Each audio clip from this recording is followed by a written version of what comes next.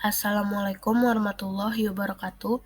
Nama saya Claresta Ashifa Munandra dari kelas 11 MIPA 1, absen 8. Di sini, saya akan menjelaskan tentang perlawanan rakyat Tionghoa.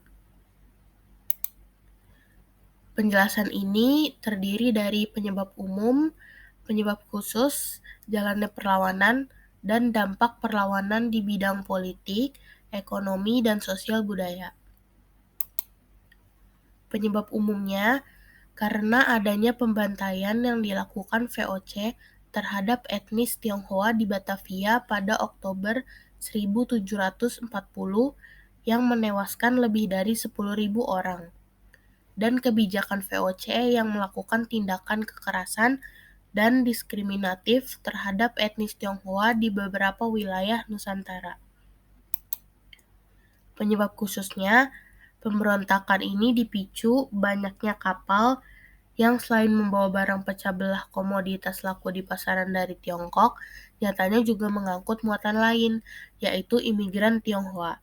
Imigran itu bagi pemerintah kolonial dianggap gangguan stabilitas di Batavia.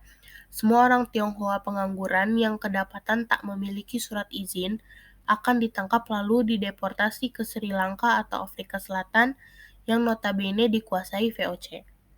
Di sana, mereka diperkerjakan di perkebunan, kemudian tersebar kabar angin di kalangan Tionghoa bahwa secara diam-diam company membuang orang yang malang keluar kapal di tengah lautan. Jalannya perlawanan rakyat Tionghoa. Peristiwa pemberontakan Batavia pada 1740 menjadi tonggak sejarah etnis Tionghoa hijrah ke kota Semarang. Melalui perjalanan darat, mereka selalu melakukan perlawanan dengan Belanda dari utara ke arah timur. Perlawanan itu di bawah pimpinan Kapitan Ni Hong Kong, atau lebih dikenal sebagai Kapten Shou Panjang, seorang pendekar silat. Setibanya di Semarang, dia lebih terkenal dengan nama Xing She. Shou Panjang kemudian menghimpun beberapa rekan sejawat sesama etnis Tionghoa yang juga pesilat-pesilat lainnya yang ada di Semarang untuk melawan Belanda. Pesilat-pesilat ini bersama para orang-orang pribumi biasa berlatih di Sobokarti, gedung tempat kesenian dan latihan silat yang kini masih bertahan dan berada di Jalan Dr. Cipto, Kota Semarang.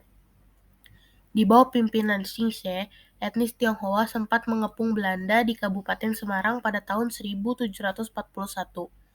Belanda akhirnya meminta bantuan dari Batavia. Kemudian Belanda mengirimkan pula pasukan yang berada di luar Jawa dan akhirnya pada tahun 1743 pemberontakan kaum etnis Tionghoa bersama pribumi dapat ditumpas oleh Belanda. Dampak dari perlawanan rakyat Tionghoa di bidang politik, ekonomi, dan sosial budaya. Di bidang politik, setelah pemberontakan ini, orang-orang Tionghoa tidak lagi menjadi anak emas VOC dan dibatasi ruang geraknya oleh VOC. Di bidang ekonomi, orang-orang Tionghoa yang tersisa pada saat itu dimanfaatkan oleh Batavia untuk mendukung perekonomian Batavia pada saat itu. Di bidang sosial budaya, orang-orang Tionghoa dimukimkan di pecinan atau Chinese camp atau yang sekarang bernama Glodok yang ketika itu masuk dalam jarak tembak meriam VOC. Sekian penjelasan saya tentang perlawanan rakyat Tionghoa. Kurang lebihnya mohon maaf. Wassalamualaikum warahmatullahi wabarakatuh.